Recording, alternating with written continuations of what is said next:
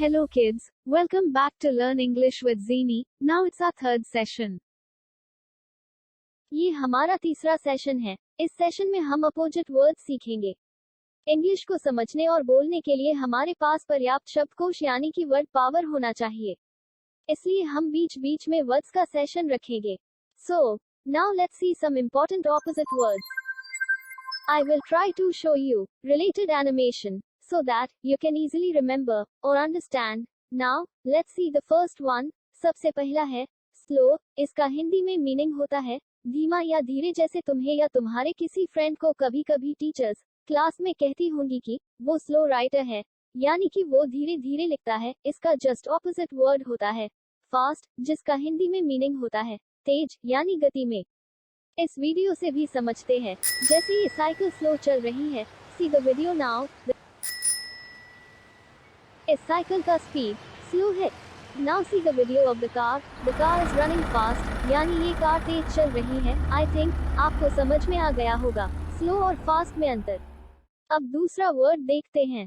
दूसरा वर्ड है लाफ, जिसका मतलब होता है हंसना, और इसका अपोजिट वर्ड होता है क्राई। इसका हिंदी मीनिंग होता है रोना, यानी जब कोई छोटा बच्चा रोता है तो उसे इंग्लिश में क्राई कहते हैं। See the video, you will easily understand the meaning. The child is laughing, यानी कि वह बच्चा हंस रहा है, और द चाइल्ड इज क्राइंग, यानी कि वह बच्चा रो रहा है।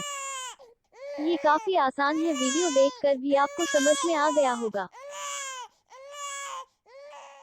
अब अगला वर्ड देखते हैं। अगला वर्ड है हॉट, जिसका हिंदी होता है गर्म। इसका अपोजिट वर्ड होता है कोल्ड, यानी कि ठंडा। आपने फील किया होगा हॉट और कोल्ड में अंतर। इस वीडियो को भी देखें, will help you to remember. The fire is always hot. आग हमेशा गर्म होती है।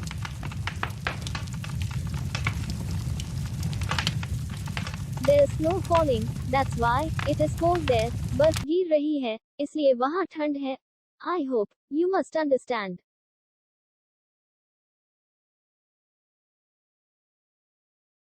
Let's see the next word, day, and its opposite is night. Day को हिंदी में दिन कहते हैं और नाइट को रात। ये काफी आसान है, याद रखने को। ये दिन का दृश्य है और ये रात का।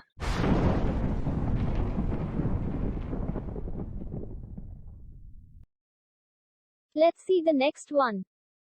Up and its opposite is down. Up का हिंदी मीनिंग होता है ऊपर और डाउन का हिंदी मीनिंग होता है नीचे। इसको इस वीडियो से समझते हैं।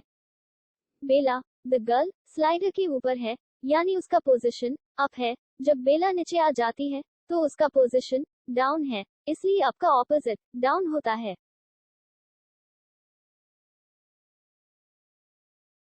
अब जल्दी जल्दी कुछ और शब्दों को देखते हैं। वैसे ओल्ड का मूल अर्थ पुराना होता है, जबकि बूढ़े यानी बुजुर्ग के लिए भी ओल्ड का प्रयोग करते हैं। अगर ओल्ड का अर्थ बुजुर्ग हो तो इसका अपोजिट यंग होगा, यानी कि जवान। अगर ओल्ड का अर्थ पुराना है तो इसका ऑपोजिट न्यू होगा, यानी कि नया। जैसे इस शूज को देखो, इसमें एक पुराना है और दूसरा नया।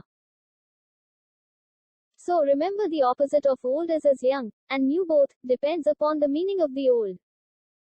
अगला है बॉय। बॉय को हिंदी में लड़का कहते हैं और इसका अपोजिट गर्ल होता है, और गर्ल को हिंदी में लड़की कहते हैं। यानी जस्ट रिमेंबर बॉय का अपोजिट गर्ल होता है।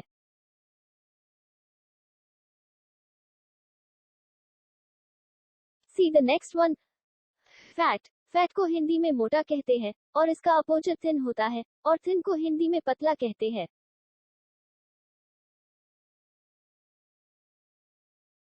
अगला है एक्शन वर्ड सीट। सीट का हिंदी में मीनिंग होता है बैठना, और इसका अपोजिट होता है स्टैंड, यानी खड़ा होना। So remember the opposite of sit is stand. I think आपको ये समझ में भी आ रहा होगा और आप साथ में याद भी कर रहे होंगे। आप देखो इस बकेट को, ये खाली है, यानी कि ये एम्प्टी है। इसका जस्ट अपोजिट होता है फुल। फुल यानी कि भरा हुआ, जैसे कि ये ग्लास दूध से भरा है। So remember the opposite of empty is full.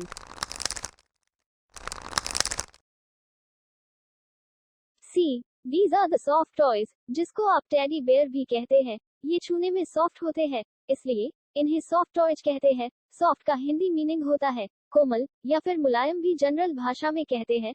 इसका अपोजिट होता है हार्ड। हार्ड यानी कि कठोर, जो छूने पर कठोर हो, यानी कि कड़ा महसूस हो।